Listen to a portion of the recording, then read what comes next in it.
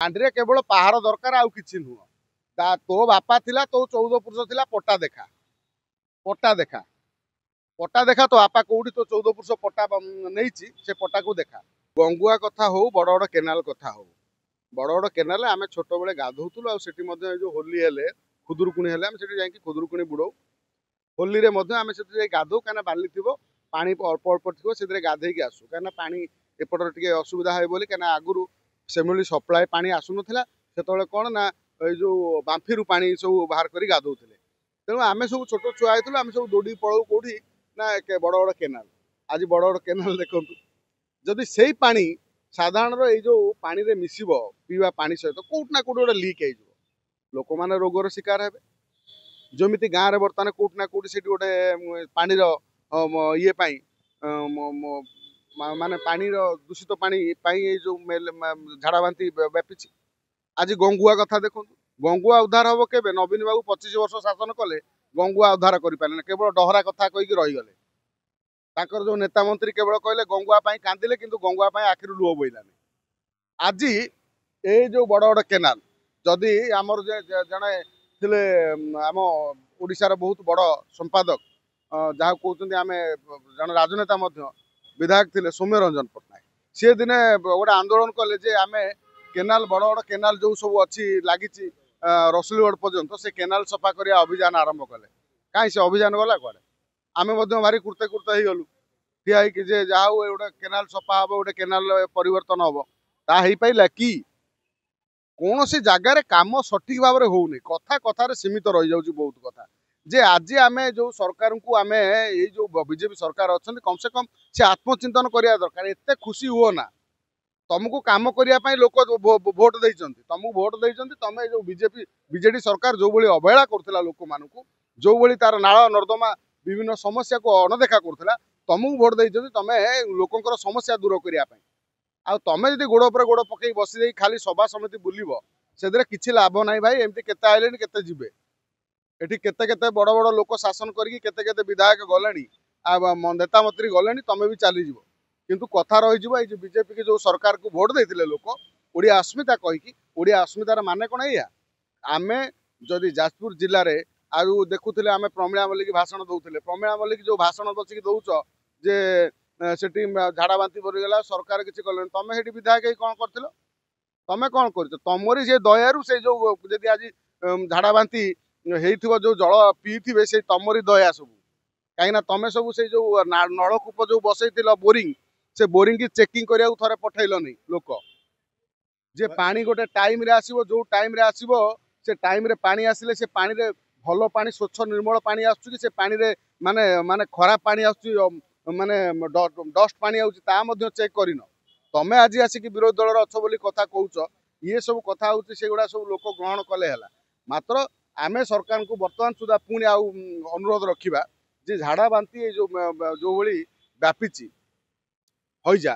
तेणु आपको केमिति नियंत्रण करने सरकार गोटे युद्धकालीन भित्ति यहाँ कार्यकारी करातु आठी जाकि जो हईजा निपात करूँ कहीं हईजा जब आज सारा ओडिशा रे व्यापी जीवो ताले से आमको मन पकईदेव अतीतर से कथा हईजार केमिति शह शह संख्यार लोक ओडिशा रे मृत्युवरण करथिले भाई जदि कहबा एई पाख नदी कहले आमे कुआखाई को बुझा समस्त जहाँ दरकार हुए नदी की जाती कुआखाई की जाती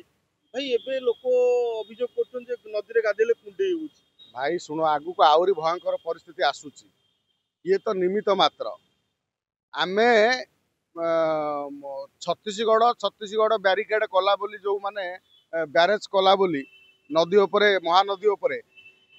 जल रोकिला बोली आमे बीजेडी समय देखुले चिल्लाउछन आज बीजेडी सरकार थिला बेले किछि करि पाइलानी 24 वर्ष आज बीजेपी सरकार हला बेले कहूँ तुम छत्तीसगढ़ को रोकी पारुना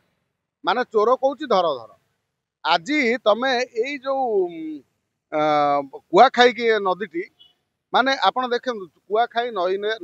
आमे गाधेचु अति सुंदर पानी आज भुवनेश्वर सबू अलिया पानी जाके जाऊँगी कौटी जे कुआखाई भितर को जाऊँगी जो सबू अलिया आवर्जना झाड़ा परिस्रा जो असुविधा माने जिते सब ड्रेनेज पानी जदि से भितर पशिबो से कौन हम से पानी रे से गोटे माछटे रही पारिबो जीवटे रही पारिबो ना से माछरे से पानी रे कि गाधे पारिबो से पानी कुआखाई आसिक फिल्टर होगी आम पीउं जो पानी ଏଠି ସରକାର ଏଭଳି ଗୋଟେ ବ୍ୟବସ୍ଥା କରନ୍ତୁ ଯୋଉ ବ୍ୟବସ୍ଥାରେ ପାଣିକୁ କେମିତି ଏଇ ଯୋଉ ଭୁବନେଶ୍ୱରରେ ଯୋଉ ଅବର୍ଜନା ପାଣିକୁ କେମିତି ତାକୁ ଫିଲ୍ଟରିଂ କରାହେଇ ପାରିବ ଯେମିତି ବାହାରେ କରାଯାଉଛି ବିଦେଶରେ କରାଯାଉଛି ସେ ବ୍ୟବସ୍ଥା କରନ୍ତୁ। ଆଉ ସମୟ ଆପଣଙ୍କ ହାତରେ ନାହିଁ। ଅନେକ କାହିଁକି ନା ଜାଗାରେ ଭାଇ ଦେଖାଯାଉଛି ବିଏମସି ଚଢଉ କରୁଛି, ଫୁଡ ଡିପାର୍ଟମେଣ୍ଟ ଚଢଉ କରୁଛି, ଖାଦ୍ୟ ନିରୀକ୍ଷଣ କରୁଛନ୍ତି, ଛୋଟ ମୋଟ ବେପାରୀକୁ ଫାଇନ ଲଗାଉଛନ୍ତି, କିନ୍ତୁ ଏଇ ଯୋଉ ପାଣି ନା ଅସହ୍ୟ ନା ହଉଛି ତାକୁ ଦେଖିବ ଇଏ କିଏ? ଇଏ କେବଳ କଣ କହିଲ ଧର୍ମକୁ ଆଖିଠାର ମାରି ବିଏମସି ଯୋଉ ଭଳିଆ ବର୍ତ୍ତମାନ କାମ କରୁଛି ବିଏମସି ତ ବହୁତ କଥା କରୁଛି ଆଉ କଣ। ବିଏମସି ବି କହୁଛି ଯେ ଯୋଉମାନେ ରୋହିଙ୍ଗ୍ୟା ବାଂଲାଦେଶୀ ଏଠି ରହୁଛନ୍ତି ଯାହାଙ୍କ ଯୋଉମାନେ ଆଧାର କାର୍ଡ ପାଇଛନ୍ତି ବିଏମସି ବି କହୁଛି ସେମାନେ ରହିପାରିବେ ଏଠି କାରଣ ତାଙ୍କ ବାପା 14 ବର୍ଷ ଜାଗା ଏଠି। ଆଉ ଭୁବନେଶ୍ୱର ଯୋଉମାନେ ଏଠି ପଡି ପଡିକି 50 ବର୍ଷ ହେଲା ଓଡିଆ ଲୋକଟିଏ ରହିଲାଣି ଭୁବନେଶ୍ୱରରେ ଖଟିଖିଆ ମେହନତି ମଣିଷଟେ ତାକୁ ସିଏ ଭୂମିହୀନକୁ ଏପର୍ଯ୍ୟନ୍ତ ପଟ୍ଟାଟିଏ ମିଳିପାରିଲା ନାହିଁ କି ଜାଗା ଖଣ୍ଡେ ଚାଙ୍ଖେଡେ ଜାଗା ମିଳିଲାନି। ମାତ୍ର ଯିଏ ଆସିକି ଅବାଧ ଭୁବନେଶ୍ୱର ମାନେ ଛାତି ଉପରେ ଜବରଦସ୍ତ ମାଡି ବସିକି ରହିଲା ତାଙ୍କ ପାଇଁ ସବୁ ମୁକୁଳା କରିଦେଲ, ତାଙ୍କୁ ଆଧାର କାର୍ଡ ଦେଇଦେଲ, ରାସନ କାର୍ଡ ଦେଇଦେଲ, ତାକୁ ରହିବା ପାଇଁ ମଧ୍ୟ ବ୍ୟବସ୍ଥା କରିଦେଲ। ଆଉ ଯଦି କିଏ କୋଉଠି ଗୋଟେ ସାଧାରଣ ଦୋକାନୀଟେ କୋଉଠି ଗୋଟେ ଓଡିଆ ଲୋକଟିଏ ଦୋକାନଟେ କରିଦେଲା ତାହେଲେ ତମର ଏମିତି ପୋଡିଲା ତମେ ସେ ଦୋକାନକୁ ଫୋର୍ସ ଲଗେଇକି ଉଠେଇଲ ତାପରେ ଫାଇନ ଆଦାୟ କଲ। ଆଉ ଓଡିଶାରେ ଓଡିଆ ଲୋକଙ୍କର ସ୍ଥାନ ନାହିଁ। ମାର୍କେଟ ବିଲ୍ଡିଂ ଦେଖ 1 ନମ୍ବର ମାର୍କେଟ ଦେଖ ଏଠି ସବୁ ଅଣ ଓଡିଆ ମାନେ ବେପାର କରିବେ, ଓଡିଆ ଲୋକ ସିବେ ଦାଦନ ଖଟିବାକୁ କୋଉଠି ଗଲେ ବାହାରକୁ। ତେଣୁ ଇଏ ବର୍ତ୍ତମାନ ଏଇ ଯୋଉ ନୀତି ଚାଲିଛି ଆମ ଓଡିଶାରେ ବିଶେଷ କରି ଆର ଭୂମିକା ହଉଛି ବିଏମସି ରେ ଅଛି। ଭାଇ ତେଣୁ ଗୋଟେ ଭିଡିଓ ଭାଇରାଲ ହଉଛି, ଜଣେ ବାଂଲାଦେଶୀ କହୁଛନ୍ତି ମୋ ବାପା ଥିଲା, ମୋ ବାପାର ବାପା ଥିଲା, ଆମେ ଯିବୁ କୁଆଡେ, ଆମେ କେମିତି ବାଂଲାଦେଶ? ଗାଣ୍ଡିରେ କେବଳ ପାହାର ଦରକାର ଆଉ କିଛି ନୁହଁ। ତୋ ବାପା ଥିଲା, ତୋ 14 ପୁରୁଷ ଥିଲା, ପଟା ଦେଖା, ପଟା ଦେଖା, ପଟା ଦେଖା। ତୋ ବାପା କୋଉଠି ତୋ 14 ପୁରୁଷ ପଟା ନେଇଛି ସେ ପଟାକୁ ଦେଖା। ଆମେ ଏଠି କହିଲେ କଣ ଆରେ ସରକାର ଏ ବାବଦରେ କହିବା କଥା କରିବା କଥା। ତମେ ଉତ୍ତରପ୍ରଦେଶରେ ଯାଉନି ଏ ସବୁ ଏଠି ଯୋଉ କଥା କହୁଛନ୍ତି ଉତ୍ତରପ୍ରଦେଶର କଥା କହିଦେବେ ନା କେବେ ବାହାରିବେନି। ଇଏ ସେମିତି ଥିବେ ତମ ମୁଣ୍ଡ ବିନ୍ଧାର ସବୁଦିନ କାରଣ ସାଜିବେ। ଯେପର୍ଯ୍ୟନ୍ତ ରାଜଧାନୀବାସୀ ଏକାଠି ନ ହୋଇ ଏ ବାବଦରେ ସ୍ୱର ଉତ୍ତୋଳନ ନ କରିବେ ସେ ପର୍ଯ୍ୟନ୍ତ ଏ ସମସ୍ୟା ଭୋଗିବେ।